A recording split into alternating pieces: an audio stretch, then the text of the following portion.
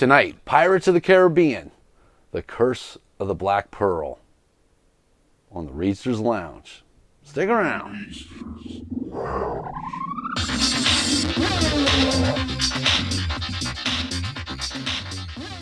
Well, how about it? This is episode 8 of the Reedsters Lounge. I'm the Reedster. This is the Blondie. Hello. And what we got lined up tonight? Whoa! Pirates of the Caribbean, the first installment of their franchise, and this is The Curse of the Black Pearl. So let's have at it. What do you got? Well, I must say that from the beginning, hilarious, I think, all the way through. Yeah, overall, I think it was a well-rounded movie. Disney knew what they were doing, obviously, when they made this one. But for me, a memorable moment that picks up for me on this one is when Captain Jack Sparrow is on the top of his mast as he's pulling into port, you know. And it has a close-up of him on the mast, and you got the music going, so you know this is going to be our story's hero. And I'm thinking, wow, what a grand ship this person must have, because he seems awfully sure of himself and whatnot. And oddly enough, you know, as he pulls actually into port, he jumps down because he notices something, and then it does its wide shot, and he's a captain of a dinghy.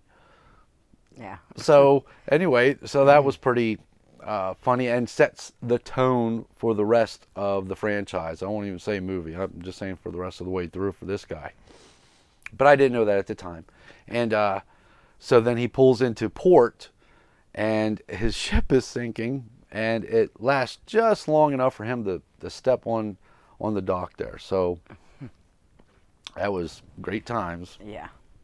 I thought it was funny whenever he'd walk, but he would stagger like he's always drunk, but it's actually from being on the ocean. That was pretty funny. Yeah, he suffers from some sort of heat problem or something when he was left on that island. Yeah. Well, so whenever I first seen it, I thought he was constantly drunk. Yeah, he was on something, but apparently, you know, he wasn't. That's just who he is, or how he is, rather. Yeah. But something that I took away from this that I really enjoyed right from the start was how authentic everything seemed to be. It could really take you there because everything seemed to be true to life. Nothing seemed to be CG or done haphazardly. It all looked authentic, other than the people not quite behaved properly. Wow, you had yourself a full-blown, real, ongoing pirate movie. Yeah, I really liked how they dressed him with the dreads and, you know, the whole handkerchief on his head and, you know, the whole makeup. It was all done perfect. I agree, but even the sets that they were on seemed authentic and lived in, aged. Yeah. Nothing seemed... They did a really good job at all the background and all that. Yeah. It's like you didn't see no cell phones or Bluetooth devices, and you didn't go so far back that, I mean, they were right on par with what they were doing. It was great. Yeah, I have to agree. Okay, so then my next memorable moment, if I had to choose, would be when, you know, Sparrow's doing what he does when he first arrives at the pier there, and he's looking for a ship, unbeknownst to anybody. Well, anyway, my first memorable moment is whenever he grabs a hold of Elizabeth. And even though his hijinks and everything seemed to be funny, I really didn't know. After all, he is a pirate. I didn't know if he was a good guy or a bad guy. And then he grabs a hold of Elizabeth when he's about to be captured. And when he gets released from his hand shackles, he does pass her back to the authority there, and then he takes off. At that point, I knew not only is Jack going to be funny he's going to be an overall good guy. He's going to be our anti-hero. Yeah, Now, I didn't know what an anti-hero was at that point, but more and more movies and TV shows and whatnot come out. Anti-heroes seem to be the thing, but Jack Sparrow for me was the first. I have to agree with that. But yeah, I liked whenever we told her it was an eye for an eye. You know, she saved his life. Well, he saved her life. Now she's gonna save his. I completely agree. Um, the one-liners in this one, we could be here for well over half an hour because I think they were all well written, well placed, and well delivered by the actor. So I agree.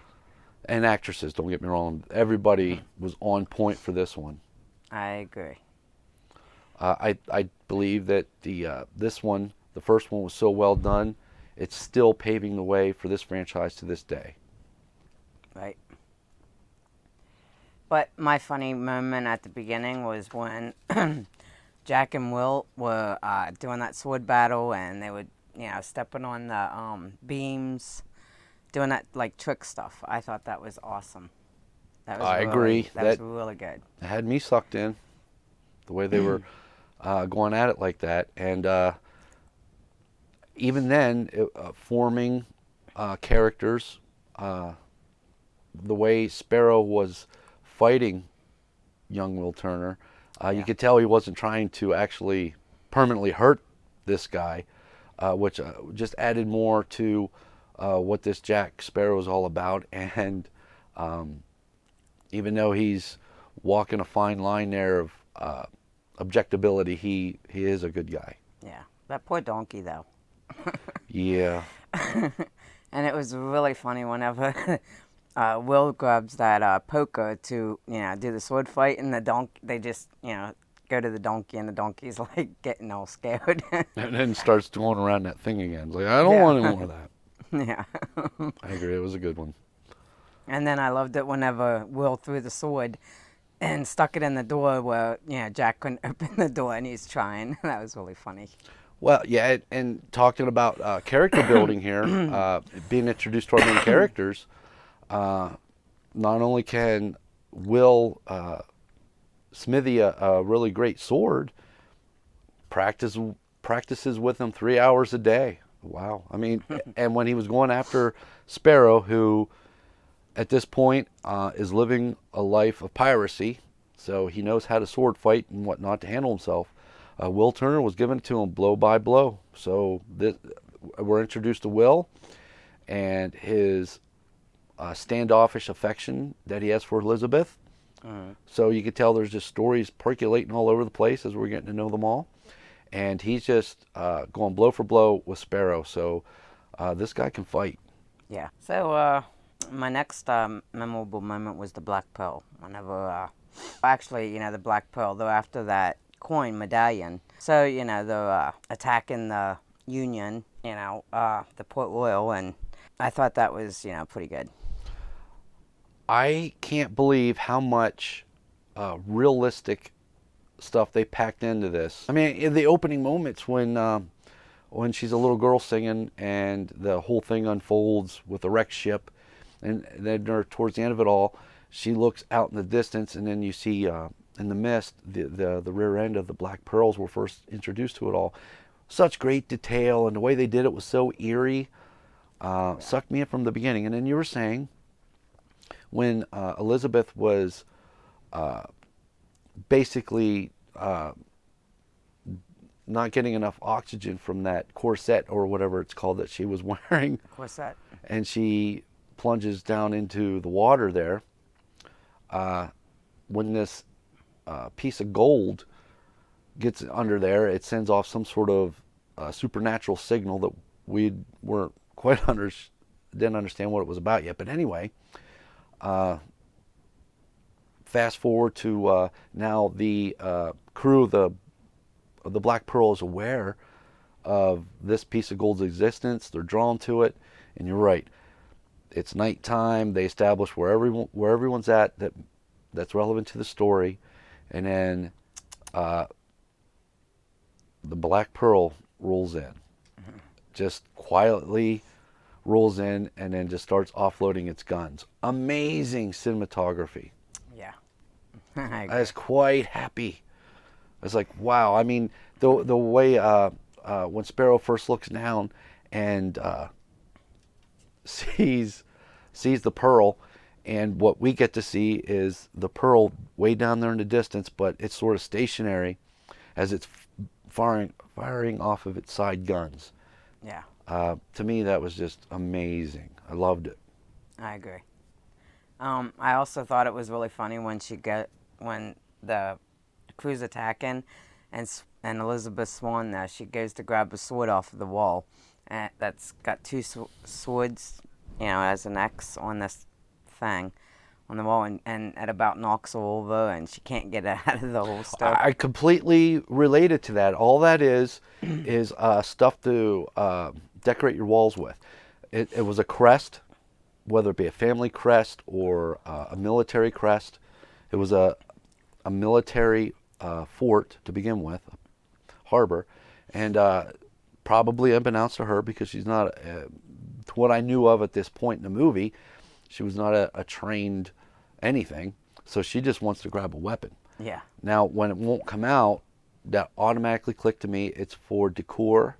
So those probably were real swords, but they were put in there and then made to be stationary, whether they were spot welded or pounded into place once they were in there.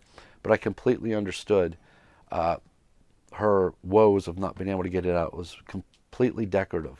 yeah. It was not meant for instant combat. Well, then, for me, it was poor Jack whenever he's in prison there, and the other prison cell gets blown, the wall gets blown out, and they get to escape, and poor Jack, all he can do is look out the little hole. And amazingly calm this fella is. Up to this point, there was a lot going on, and we didn't see a stressed out Captain Jack Sparrow. Very cool under pressure. Yeah. And he was quick to grab that bone and try to get that dog Yeah, to come over with the keys after he had just told those other people that it would never work. Yeah. But he did try, though, at least. So the next memorable moment is when Will sets Jack free, and they're in that upside down boat. Yeah, that upside down dinghy. That was really funny. But creative. I wasn't expecting that. No. Creative way of getting over there. Now, I don't know how realistic that would have been, but yeah, it was very exciting to watch. Very funny. It was, I think, very imaginative. Speaking of which, I'll just go ahead and insert this here. The relationship between Captain Jack and Will was amazing. They were amazingly acted the roles. They did their jobs well, and the writing that made all that happen. It was incredible how well those two were melding together for this whole picture. I mean, they almost seemingly like they became best of friends Yeah. under pressure, under fire. So I picked up quickly on that, and every time then throughout the movie, you could tell later on that Will was trying to figure out whether he could even trust this Jack Sparrow, because he was talking about leverage, and in my horror, whenever Will smacked Jack in the face with that oar, I'm like, oh no, Will, what are you doing? Trust him, trust him. Yeah, and I could go on and on. That the chemistry between those two was amazing. The way it was written, filmed, and delivered by the actors. I have almost nothing to say bad about this one. This was a well put together movie. I liked especially how they did the whole pilot stuff, with the talking, the code. Basically, I didn't know like pilots did a lot of that stuff. I've learned it from that movie. And if it wasn't true, boy, they sold it like it was. And Yeah. I'm like, wow. Yeah, I agree. They truly did a great job. Hey, Blondie, What? parlay. So then I guess, it's about when Swan gets taken by the crew, Barbosa and his crew, and For me, I really loved it whenever they turned into skeletons. All right, I agree. And I just want to really quickly insert there when Jack was still in that jail room thing, and then his couple former crewmates come in there thinking it was the armory. The one guy did reach in and grab Jack by the throat, and then that moonlight hit him, revealing a skeleton arm. Very intrigued I was, and then we're going to really get into it with what you were just about to say. Well, I thought it was really funny when Jack and Will was still in the interceptor ship. That was, to me, pretty funny because of how they ended up tricking the Union crew to get on that one boat as they were still in the other. I thought that was pretty funny. They was just sneaking over onto the interceptor and ended up Oh stealing yes, it. there was a lot of complicated hijinks there that was again all well done and kept everyone pleasantly entertained. I wasn't expecting any of that stuff. There was very little going on there in this one that was predictable. Yeah. There was really never a moment where I'm sitting like, oh well, I know how this is going to go. They had me hook, line, and sinker for this one. So to me, that was pretty clever. How they did that. And then I thought it was funny when Jack kept getting smacked by the females. Now we're going to Tortuga. Yeah. That's probably a place where every drinker's dream could be. I don't necessarily think that Tortuga was meant for pirates. However, that was probably in the Pirates of the Caribbean universe, that was in fact a harbor for pirates to safely do what they feel comes naturally to them. However, I think any serious drinker would have absolutely loved Tortuga. Yeah. I think so also. But you're right.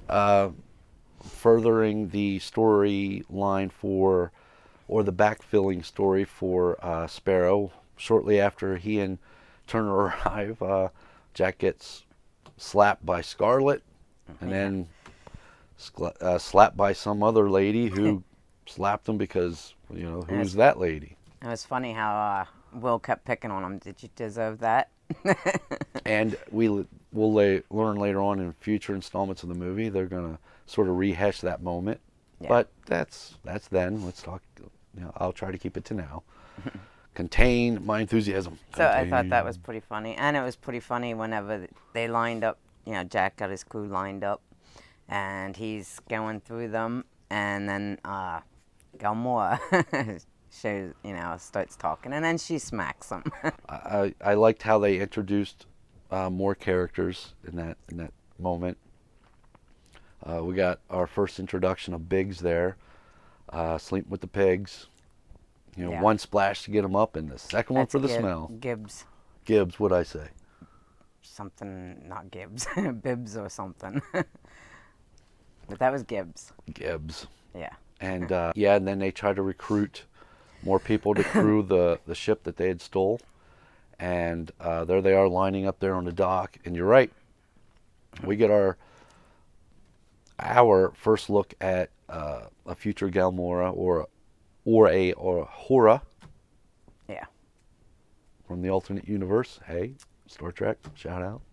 Avengers. Guardians of the Galaxy. We're fans.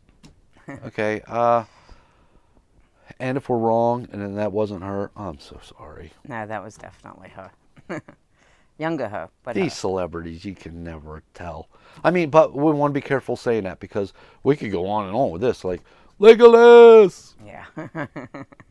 Because we huge Lord of the Rings fans, people. So anyhow, I thought that was funny, and then unexpected. I don't remember his name, but the older pirate with the parrot. Yeah, I love that and parrot. Well, that was one thing to introduce himself, but when the guy briefly opened up his mouth and you seen where his tongue was cut off deep in the back of his mouth. Yeah. Wow, I didn't think they'd go that graphic. This is Disney. All right, moving on, Blaine. Sorry. And it's funny how when the pirate talks for him and he says one word and they're like, well, we're assuming that means yes. It stands for yes. Well, then we got the whole thing going on with Elizabeth. She's trapped on the Black Pearl, and there's a whole to do here. bring us up to speed on what's going on with Barbossa and crew with the Black Pearl, and just what they mean by cursed. Because up till now, what am I expecting for the first time seeing this? They're just all psychopaths. Yeah, that's what I was thinking. And then it turns out, these guys are cursed on a very most serious level. Yeah. They are now undead, and it's revealed to all in the Moonlight. Then they're revealed for what they currently really truly are. Kind of cool, but so sad. I mean, it's kind of cool to be immortal. Who wouldn't want to be? I thought they did really well with how they detailed all the them looking at skeletons, how they put all them details in there. I thought that was really cool. I agree to the next degree, because it's one thing to animate, create these skeletons so realistically, but they were doing it in and out of that moonlight, so they had to be like really on top of, all right, this is when they're in skeleton form, this is when they're in human form. Wow. And they were like that throughout the entire movie. They were really paying attention to which characters were actually in the light and which ones weren't. Yeah. Amazing detail, keeps you in it, doesn't take you out of it. I agree. I think they did an awesome job, though. And when you got Elizabeth running around because she's being freaked all out by these skeletons, she finally ends up in front of the captain's doors again with a normal looking Barbossa. But anyhow, yeah, that was one of my favorite parts when, they all become skeletons, especially the monkey. I loved it whenever the monkey become a skeleton. Barbossa's monkey. Yeah, I mean, monkeys have a lot of character to begin with. I'd imagine it doesn't take a lot to amp up what a monkey's going to do. If you can get a monkey to do something entertaining, but then yes, these guys, they take it to the next level and turn the poor monkey into zombie. Yeah, that was what I found that like really awesome whenever I first watched it. I was like, oh, that is so cool. And just because we as humans tend to instant empathy for little creatures, I truly thought they were somehow going to make this a funny, likable, perhaps even lovable undead monkey. But to my surprise, throughout this undead monkey's career, throughout the franchise, this one never turned the corner and did something likable or lovable. This monkey stayed true to Barbossa, and Yeah. Barbossa was not being a very kind person at this point. Yeah, the next is whenever they're at the treasure. And she's pretending to be, Elizabeth Turner. And they're thinking, oh my God, we got the right person Yeah, for a the psycho blood, girl, the curse. Elizabeth. I have no idea why she decided to change her name to Turner. I guess it was to drive the plot, I suppose. But yeah, you're right. She did that, and they take her to their little hideout there where the cursed treasure is. But yeah, I thought it was really cool how they showed the treasury, introduced you to the treasure. All that gold and, them Well, they were at it for trinkets. 10 years. I'd expect to see that. Invincible pirates for 10 years. I'd expect to see a big catch somewhere. Yeah. I like the treasury. And then I thought it was really cool that it was Aztec gold. That, the cursed gold was Aztec gold. I thought that was pretty interesting.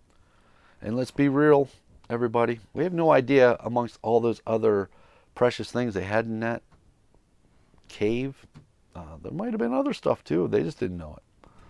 Right. But it seemed to me like the Aztec gold was like the most precious of the treasure. Oh, wait, we got a cat fight.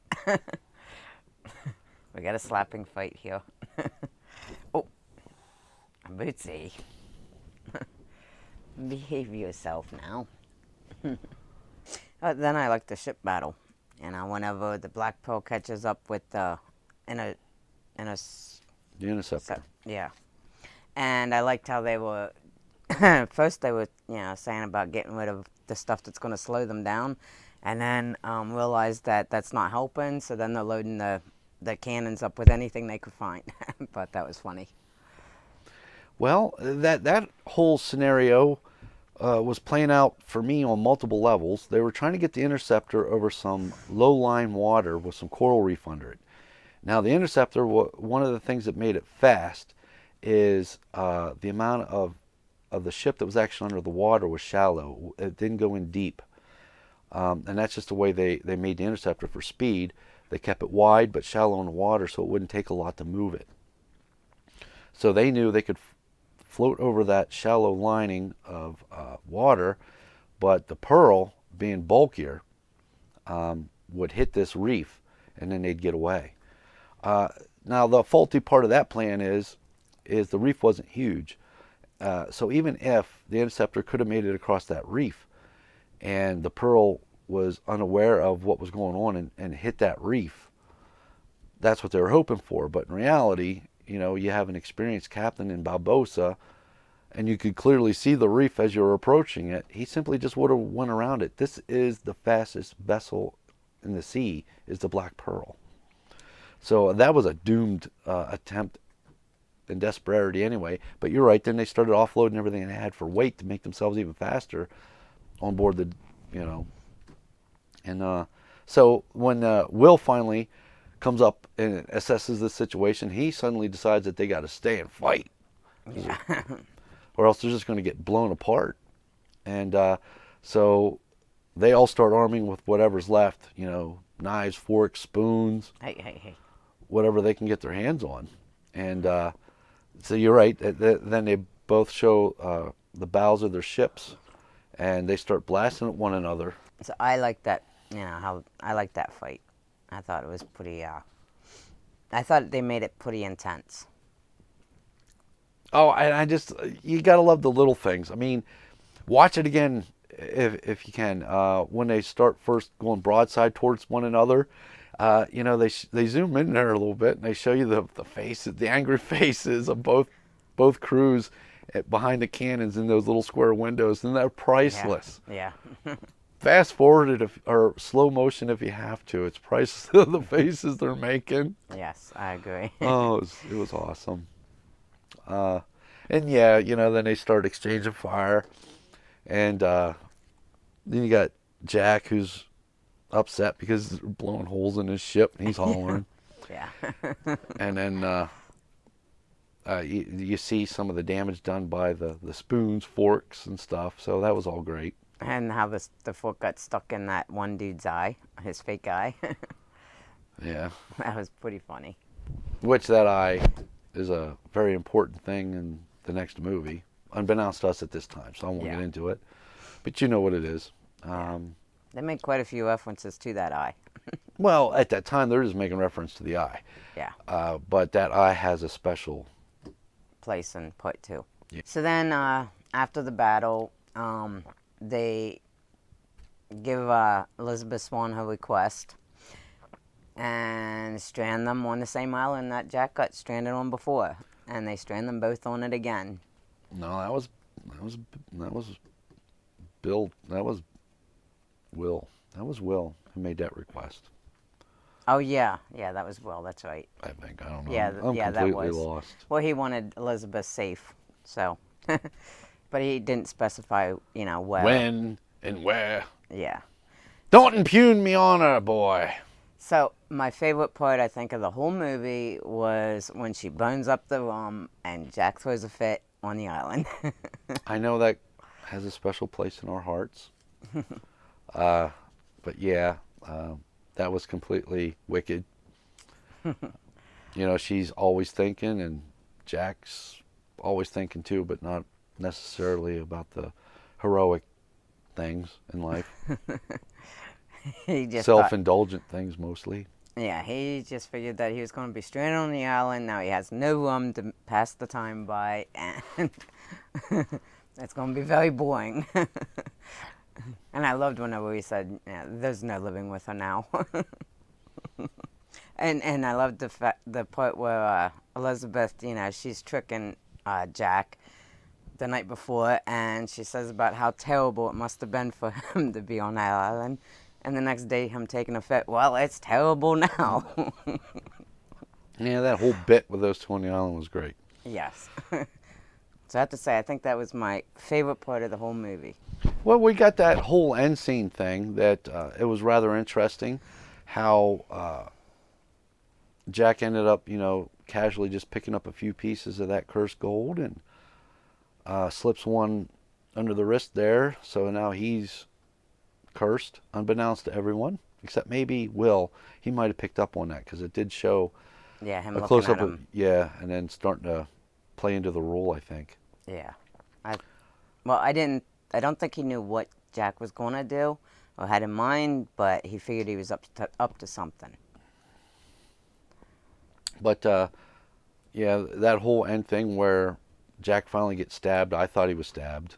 Yeah. And then, he backs up into the light and reveals that he's cursed now and he's a walking dead. And then I remember, oh, that's what all that coin gold fondling he was doing is he cursed himself.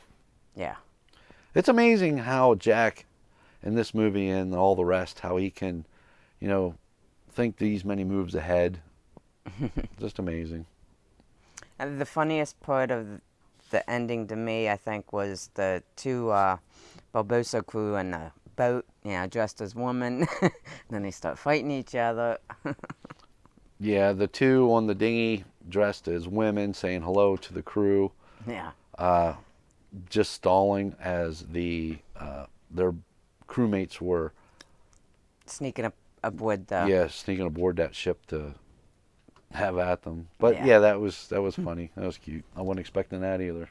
Yeah, I love that. And they had to use the little umbrellas, to keep the moonlight from showing the coast. But then they, ended up knocking down the umbrellas because they get into a fight, and then there they are fighting as skeletons, dressed as in women's clothing. To me, that was just hilarious. Hey everybody, if you got any special moments in the movie, feel free to put them down in the comments below. And that's going to be it for this week of the Reedsters Lounge. We all thank you for coming. Why don't you just go ahead and, give us a like, thumbs that thing up, help us out, subscribe. We could use the subscribers. We are very thankful for the ones that we have. Thank you very much. And leave comments, good comments, bad comments. We enjoy comments. And we'll see you here next week Until then, everybody, for part 2 of Pirates of the Caribbean. that was Inside Scoop. Spoiler! See you next week. Bye.